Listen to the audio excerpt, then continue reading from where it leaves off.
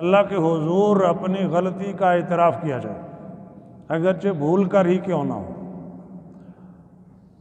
تو انہوں نے اپنے اعتراف خطا کے عمل کو وسیلے کے طور پر پیش کیا۔ حضرت موسیٰ علیہ السلام نے دو آدمیوں کو دیکھا کہ لڑ رہے، ایک اپنا آدمی تھا اور ایک دشمن تھا۔ تو انہوں نے دشمن کو مکہ دے مارا، جس سے اس کی موت واقع ہو گئی، حالانکہ آپ اسے قتل نہیں کرنا چاہتے تھے۔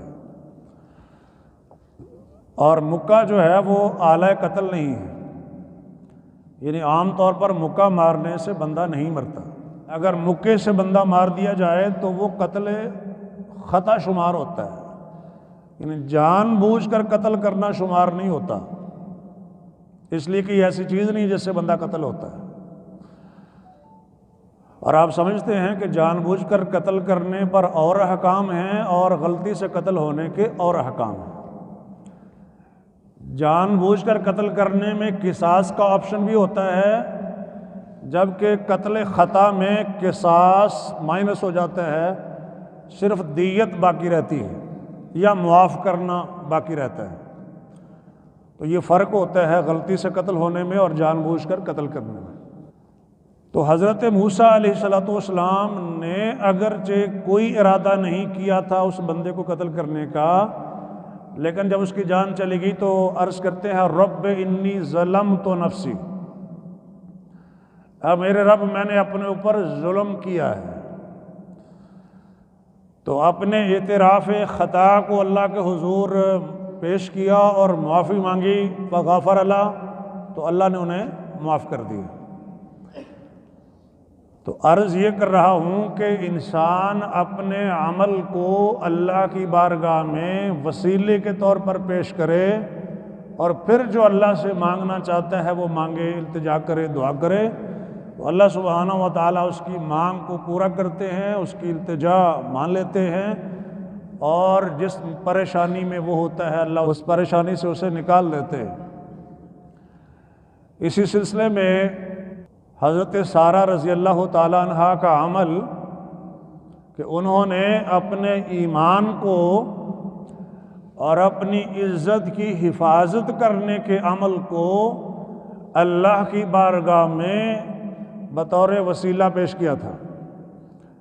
صحیح بخاری میں ہے کہ جب مصر کے رکیون نامی بادشاہ نے حضرت سارہ پر دست درازی کی کوشش کی تو انہوں نے کہا اے اللہ، آپ جانتے ہیں کہ میں آپ پر ایمان لائی ہوں، اور آپ کے رسول، آپ کے نبی حضرت ابراہیم پر میرا ایمان ہے، میں نے اپنی زندگی میں ہمیشہ اپنی عزت کی حفاظت کی ہے، تو اس کافر کو میرے اوپر مسلط نہ کرنا۔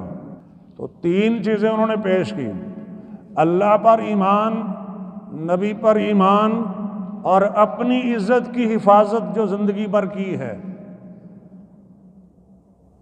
تو آپ جانتے ہیں کہ میں مومنہ ہوں اور عفیفہ ہوں، لہٰذا اس موقع پر بھی میری مدد فرمانا۔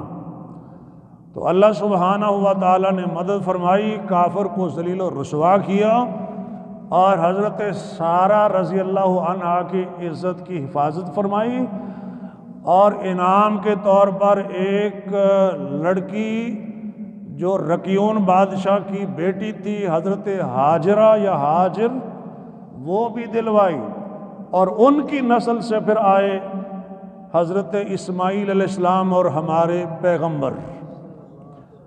تو یہ پوری ایک ہسٹری ہے جو مسلمانوں کے علم میں ہونی چاہیے۔ موضوع جو عرض کر رہا ہوں وہ یہ ہے کہ اپنے نیک عمل کو اللہ کے حضور بطور وسیلہ کے پیش کیا تو اللہ نے مصیبت سے بچا لیا، نہ صرف یہ کہ صرف حفاظت فرمائی بلکہ مزید انعامات سے اور عزتوں سے بھی نوازا۔ تو اللہ سبحانہ و تعالیٰ کی یہی سنت ہے۔